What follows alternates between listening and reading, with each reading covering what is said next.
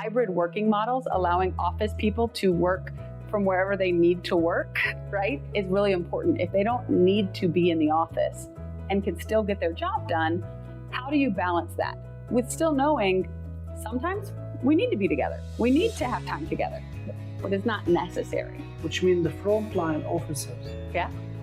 How you train or you provide special training for those people to satisfy your clients? Because without high customer satisfaction level, you cannot be able to stay in the market.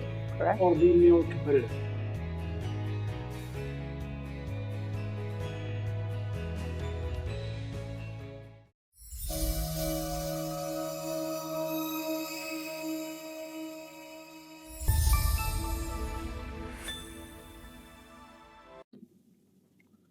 Welcome to Leaders Unleashed, the podcast that takes you behind the scene, the most successful and inspiring leaders in the world.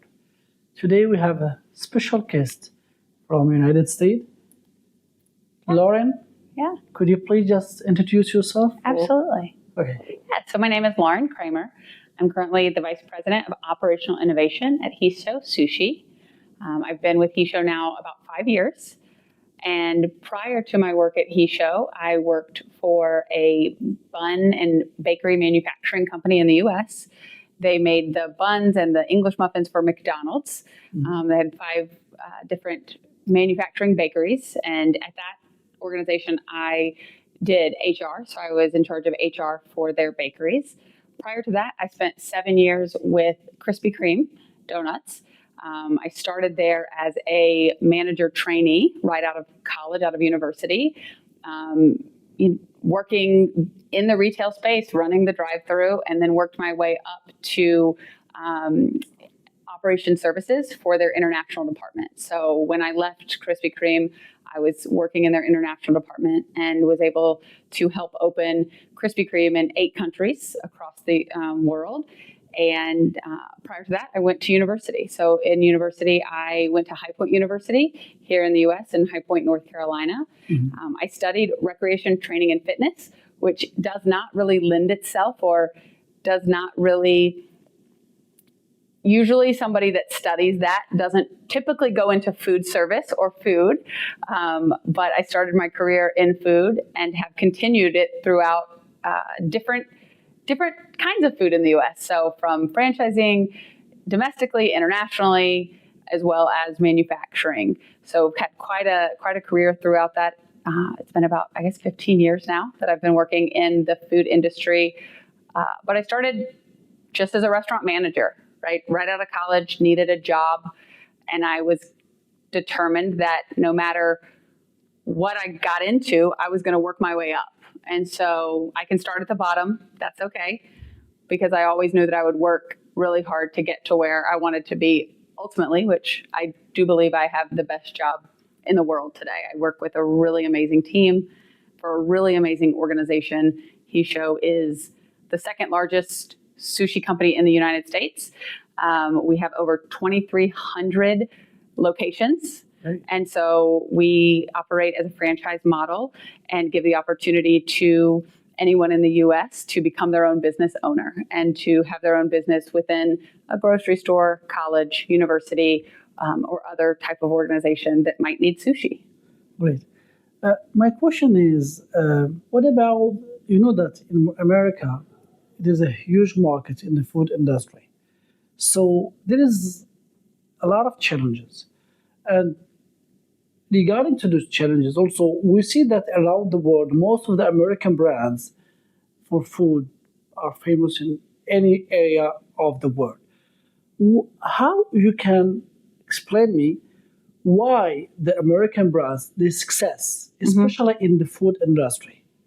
Maybe most of them, they are successful brands around the world more than in America, because even in the United States, there's special challenges, special things. Yeah. Just explain to me which strategies and tactics that the food industry in the United States, they follow it.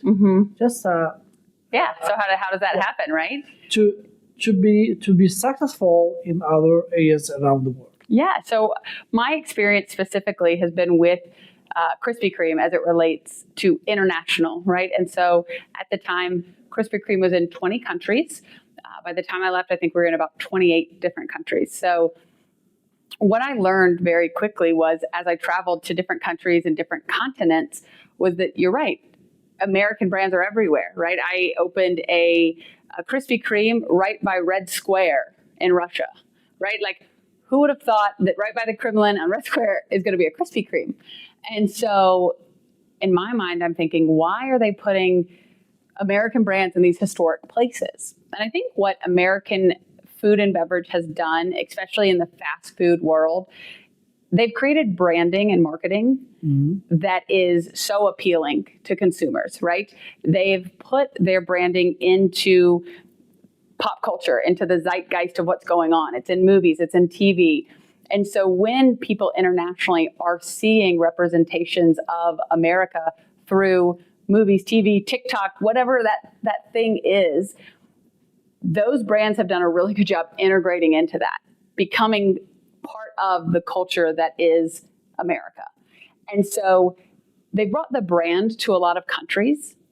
But what makes them successful, I think, and this is just my opinion, is their ability to tap into the culture in which they go into. So you'll see that McDonald's, KFC, Krispy Kreme, they have different products in every country that do not typically look like what it looks like in America.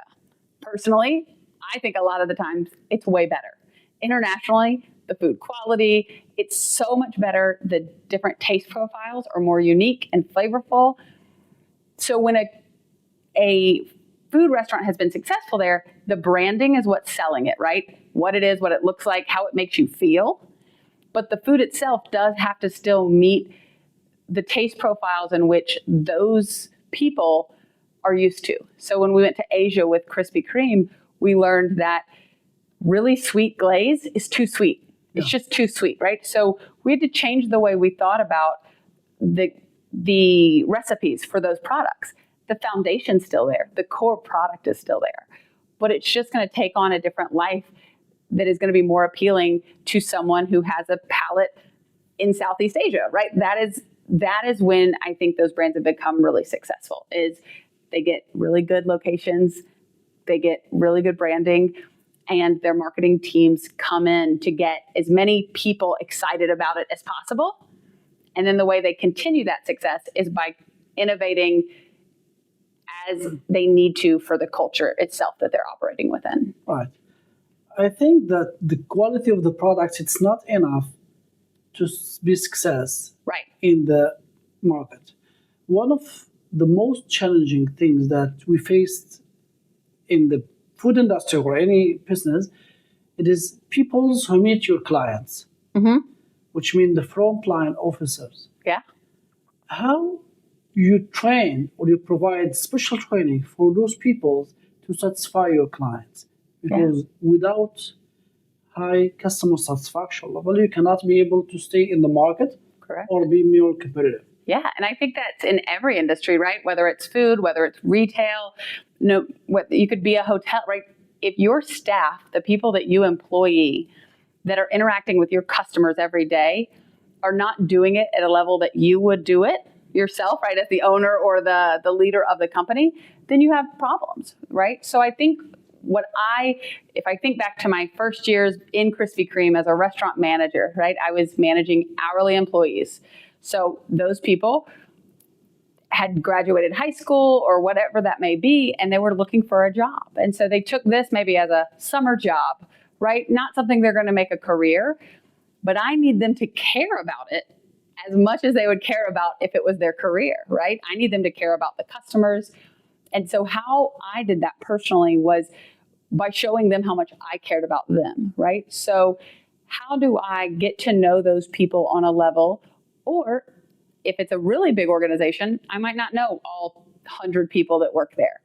But that next level of management and leadership that I have, it's really important for me to instill in them all the things that they would need to continue that forward.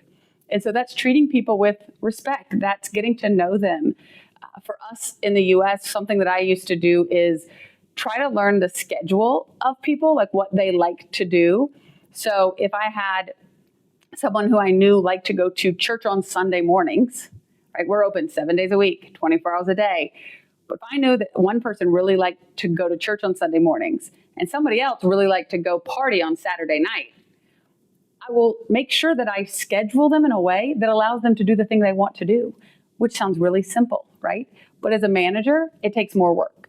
It takes more work for me to know what you care about, so that as I'm planning a schedule, a lot of people have, for schedules, a computer program. You put everybody in, you put their availability, boop, boop, boop. It gives you exactly what your schedule should be. But they don't know people, right? They don't know that somebody's son is graduating from first grade this week. I might know that. So I might just give them that morning off because I can and because I'm going to think about them, so that hopefully those little investments in their quality of life, those little investments in what they care about, what they love, translates into the work they produce for me. Even if it's just saying, what kind of donut do you want?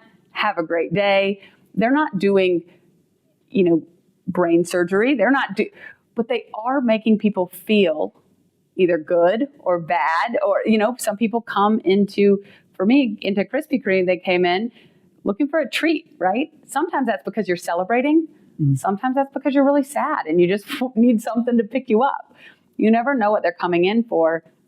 And I think as a manager, the same thing goes for your employees, right? Making sure that you understand what they need from you as a boss is really, really important, because that then helps them give to the people that they have. So I would say that, it's really about getting to know them and being able to do the little things that will allow them to have a better life. So I see that the customer satisfaction process inputs are the employee satisfaction. Right. Yeah, absolutely. So that's why when I read your company vision, it is more focusing about satisfying your employees. Yes. Because you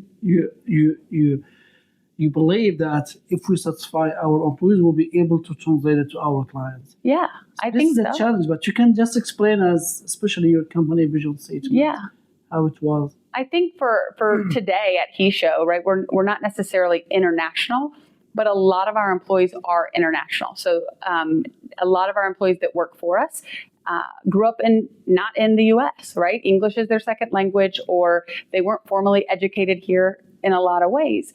So the same thing goes for understanding what they may need. So if they need to travel home, understanding that traveling home is not, for me, driving 5 hours home, right? It's flying across the world. And so allotting more time for vacation or allowing them to work from home. Today, after, post-COVID and everything that's going on in the world, hybrid working models, allowing office people to work from wherever they need to work, right, is really important. If they don't need to be in the office and can still get their job done, how do you balance that with still knowing sometimes we need to be together. We need to have time together, but it's not necessary. Yeah.